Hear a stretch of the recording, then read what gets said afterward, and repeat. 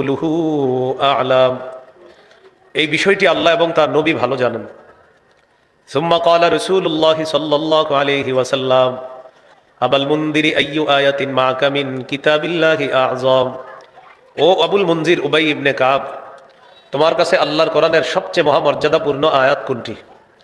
সাহাবী এবার সাহস করে জবাব দিলেন, আল্লাহু লা ইলাহা ইল্লা হুয়াল হাইয়ুল কাইয়্যুম। ইয়া রাসূলুল্লাহ, আমার কাছে মনে হয় আয়াতুল কুরসি হলো কোরআনের সবচেয়ে মহামর্যাদাপূর্ণ আয়াত।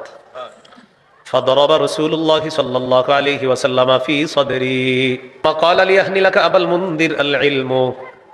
নবীজি আমার বুকের মধ্যে এইভাবে চাপড়ায়া দিলেন, বললেন, শাবাশ শাবাশ আবুল মুনযির উবাই ইবনে কাব, তুমি সঠিক কথা বলেছো। কোরআনের সবচেয়ে মহামর্যাদাপূর্ণ আয়াত হলো আয়াতুল কুরসি।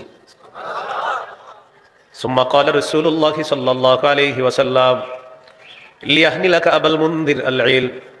সর্বশেষ নবীজি দোয়া করলেন, ও উবাই ইবনে কাব, তুমি যেই বিদ্যার, যে জ্ঞানের আলোকে বললা আয়াতুল কুরসি কোরআনের সবচেয়ে মহামর্যাদাপূর্ণ আয়াত, তোমার জ্ঞান সঠিক জ্ঞান, তোমার জ্ঞান যেন তোমার জন্য আনন্দদায়ক হয়, তোমার জ্ঞানে যেন আল্লাহ ভরপুর বরকত দান করেন। আয়াতুল কুরসি কোরআনের সমস্ত আয়াতের সর্দার, লিডার। তিরমিজির হাদিস 2878 নম্বর হাদিস। এই হাদিসের বর্ণনাকারী আবু হুরায়রা রাদিয়াল্লাহু তাআলা তিনি বলেন, عن أبي هريرة رضي الله تعالى عنه قال قال رسول الله صلى الله عليه وسلم لكل شيء سنام وإن سنام القرآن سورة البقرة فيها آية هي سيدة آي القرآن آية الكرسي। রাসূলুল্লাহ সাল্লাল্লাহু আলাইহি ওয়াসাল্লাম বলেন, প্রত্যেকটা জিনিসের সর্বোচ্চ একটা চূড়া আছে, শাখা আছে। পবিত্র কোরআনের সর্বোচ্চ শাখা হলো সূরাতুল বাকারা।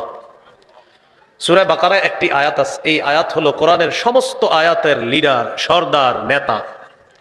নবী বলেন এই আয়াতটি হলো আয়াতুল কুরসি।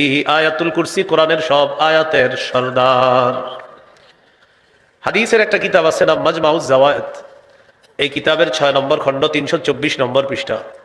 قال رسول الله صلى الله عليه وسلم والذي نفسي بيده إن لها لسانا وشفتين تقدس الملك عند ساق العرش। নবীজি বলেন, আল্লাহর কসম, আয়াতুল কুরসির একটা জিহ্বা আছে, দুইটা ঠোঁট আছে। এই জিহ্বা আর ঠোঁট দিয়ে আল্লাহর আরশের কাছে আয়াতুল কুরসি সদা সর্বদা আল্লাহর পুত পবিত্রতা বর্ণনা করছে।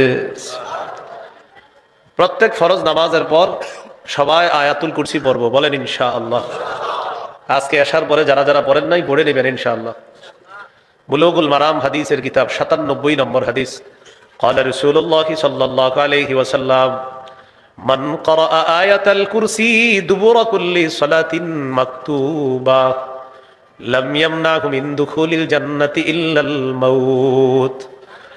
নবীজি বলেন, 5 ওয়াক্ত নামাজের পর যেই ব্যক্তি নিয়মিত আয়াতুল কুরসি তেলাওয়াত করবে, তার আর জান্নাতের মাঝে বাধা হলো শুধু মৃত্যু। সে মৃত্যুবরণ করবে আর আল্লাহর জান্নাতের মেহমান হয়ে যাবে।